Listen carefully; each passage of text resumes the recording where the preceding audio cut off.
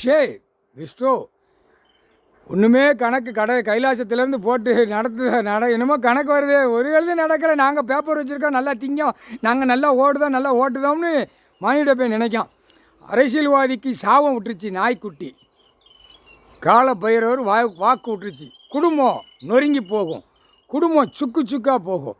அவன் குடும்பம் வாய் பேசாத அளவுக்கு அவன் பேரம்பேத்தி வரைக்கும் வாய் பேசாது, வாய் வராது. இன்னும் கொடியை தூக்கி ஆட்டி அந்த வந்தது வராது, அந்த வார்த்தையே வராது. வாய் அடைச்சிட்டாரு. காலையில் டைமே அது நாய்க்குட்டி பைரவர் எல்லா இடத்துலையும் நாய்க்குட்டியை தூக்குதான்ல, அந்த நாய்க்குட்டி பிரச்சனை அதுகளுக்கு காது கேட்கும்.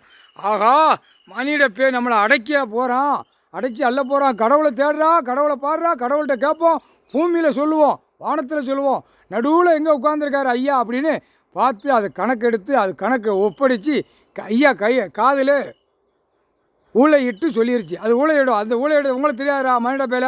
உங்களுக்கு சாவுதுக்கு ஊழையிடம் வேறு, அது கணக்கு சொல்கிறது ஊழையிடும். அது சங்கு ஊதும், சங்கு ஊதி சொல்லும், ஐயா எங்களை இந்த மாதிரி தூக்கி போடுதானே, இவங்களுக்கு என்ன விட பாருங்கய்யா, சீக்கிரமாக பாருங்கய்யா, சாப்பாடு இல்லாமல் எங்களை தவிக்க விட்டான், இப்போ எங்களை அடைக்கானையா, இவனுங்களுக்கு மானிட பேரை கொன்றுங்கய்யா, ஒரு நோய் விட்டா போதுமையா, மாதிரி கிடக்கான், பெருத்து போய் கிடக்கான், எங்களை பாலாக்குதான்னு அது கேட்டுருச்சு.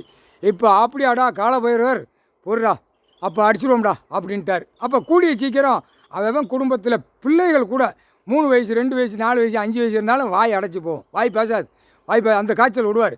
அப்போ தாண்டா இவனுக்கு உணர்வு வரும், மானிட பேலுக்கு, முட்டா பேலுக்கு, அறிவட்ட முட்டா பேலு. நீதிமன்ற கோர்ட்டில் நாய் ஊழையிட்டுருச்சு, இனிமே ரொம்ப அடிச்சிட்டான், அவனே அடிச்சிட்டான். ஆமாம், கடவுள் ஐயாட்ட கேட்டுச்சு ஊழையிட்டுறா அப்படின்னு ஊழையிட்டுருச்சு. அப்போ நீதிமன்ற கோர்ட்டு சங்கு ஊது சத்தம் கேட்கும், சங்கு ஊது சத்தம் கேட்கும். அவங்க உட்காந்து நீதிபதி சரிச்சு கோட்டார் வீட்டில் கேட்டுக்கோப்பா, உட்காந்து கணக்கு பார்க்கல சங்கு ஊது தான் உங்கள் காதில் கேட்கும், வேறு எதுவுமே கேட்காது. என்னடா சங்கு ஊதிக்கிட்டே இருக்கு, என்னடா சங்கு ஊதிக்கிட்டே இருக்குன்னு அப்போத்த முழிச்சு பார்த்து ஏற்று பார்ப்பீங்க, கடவுள் எங்கே இருக்கார், கடவுள் எங்கே இருக்கார், கடவுள் எங்கே இருக்கார். அப்போத்த திரும்ப விடுவார். முக்கால் சத்தியம் புரிஞ்சுக்கோப்பா.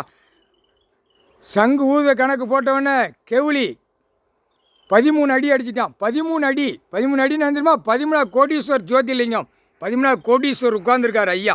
முக்கால் சத்தியம்.